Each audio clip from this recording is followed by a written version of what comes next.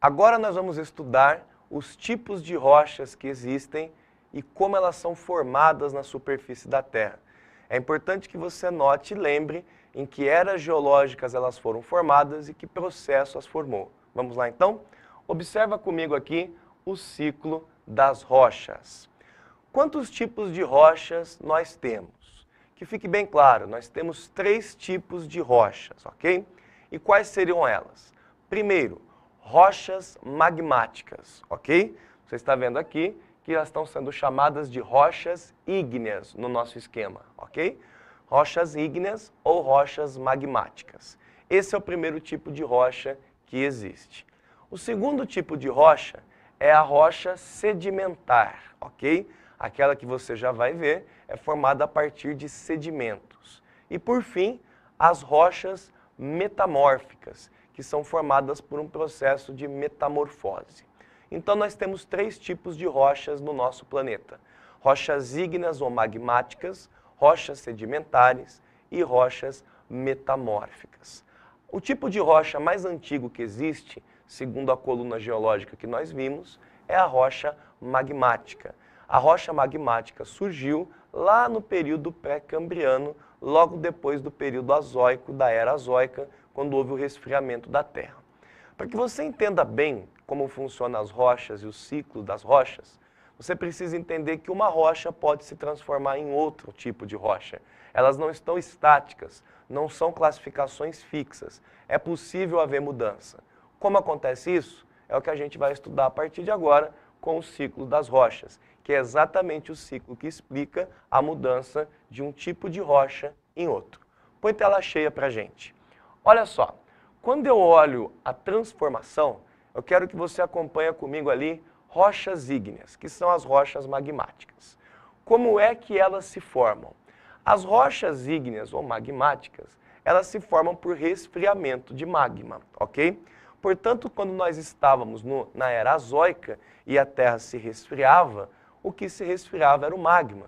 E esse magma resfriado vai dar origem às rochas magmáticas. Agora, as rochas magmáticas podem se transformar em outros tipos de rocha. Observa a flechinha que leva das rochas ígneas até as rochas metamórficas. Isso significa que as rochas magmáticas ígneas podem se transformar em rochas metamórficas. De que maneira? Através de um processo conhecido, olha lá, como metamorfismo. Como é esse processo de metamorfismo? Volte aqui para mim. Metamorfismo significa transformação. Metamorfismo significa metamorfose, ou seja, a rocha magmática vai ter que se transformar, se metaformizar em uma outra rocha. Quando e de que maneira isso acontece? Para que a rocha magmática se metamorfize em rocha metamórfica, é necessário que ela seja submetida a 2 condições principais. Primeiro, que ela seja submetida a alta pressão, ou seja, ela tem que ficar submetida durante muito tempo a grandes pressões. E segundo, ela tem que estar submetida a grandes temperaturas, a altas temperaturas. Se você colocar a equação alta pressão mais alta temperatura e der tempo para que a natureza haja, a rocha magmática se transformará em uma rocha metamórfica, ok? Um outro exemplo importante, põe tela cheia de novo para nós. Olha só, as rochas magmáticas também podem sofrer um outro tipo de ação e se transformarem em rochas sedimentares, percebeu?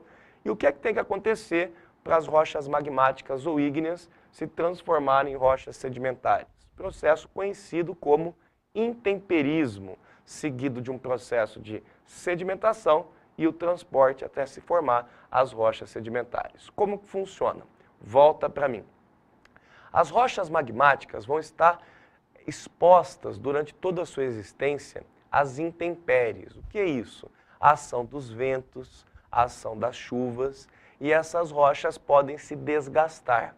Quando essas rochas se desgastam, elas vão soltando pequenas partículas que nós chamamos de sedimentos.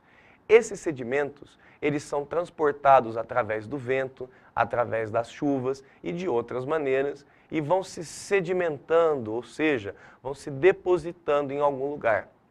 Com o passar do tempo, o acúmulo de sedimentos em um determinado local faz com que surja um tipo de rocha chamado de rocha sedimentar. Portanto, a partir da rocha magmática, eu posso ter um processo de metaformização e formar rochas metamórficas, ou ter um processo de desgaste, de intemperismo, que gere rochas sedimentares. Tudo bem? Agora nós vamos ver em que as rochas sedimentares podem se transformar. Tela cheia novamente. Olha só, as rochas sedimentares também podem sofrer metamorfismo, observou a flechinha, e tornar-se rochas metamórficas.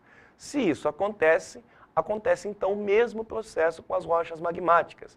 Se você submeter uma rocha sedimentar a alta temperatura e a alta pressão, ela vai se tornar uma rocha metamórfica. Agora, veja que interessante, não é possível uma rocha sedimentar, a princípio, tornar-se uma rocha magmática. Por quê? Porque se isso acontecer, ela vai ter que passar a ser magma novamente. E aí o resfriamento do magma é formação natural de rocha ígnea. Ah, mas olha lá embaixo, as rochas metamórficas sim. Se elas sofrerem fusão, ou seja, elas forem condicionadas a alta temperatura, elas voltam a ser rochas ígneas. E as rochas metamórficas, se sofrerem desgaste, se sofrerem temperismo, elas voltam a ser rochas sedimentares. Portanto, assim, nós fechamos os ciclos das rochas. Volta para mim. É interessante notar o ciclo das rochas. É a dinâmica da Terra em movimento. Nós estamos aqui na crosta terrestre formada por rochas que foram resfriadas. Nós temos o manto, que é formada por rochas em estado de fusão. Esse ciclo, ele não para, ele é contínuo, acontece o tempo todo e dessa maneira nós conseguimos entender como o planeta Terra foi se formando e as estruturas geológicas também. No próximo vídeo, nós vamos estudar exatamente isso, como funcionam as estruturas geológicas e por que elas são importantes para todos nós.